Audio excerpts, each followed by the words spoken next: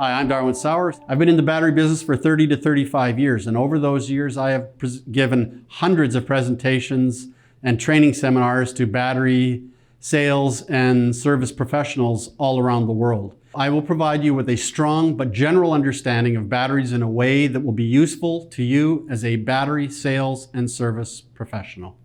A battery is a device that stores electrical energy in the form of chemical energy and that can convert that energy into electricity on demand. It's important to understand that batteries are living, breathing, electrochemical, and biological entities that will change their behavior with each change in their operating environment. So if you change the temperature, the batteries are going to behave differently. If you change the discharge currents, the batteries are going to behave differently.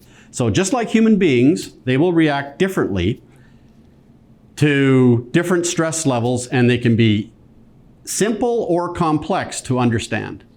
I'm going to focus on 7 main design factors that will determine a battery's overall suitability for any particular application.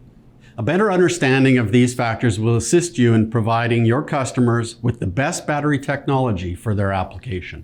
These design features determine a battery's overall performance, its life expectancy in the application that it is to be used in, its maintenance requirements, and its end-of-life characteristics or behavior.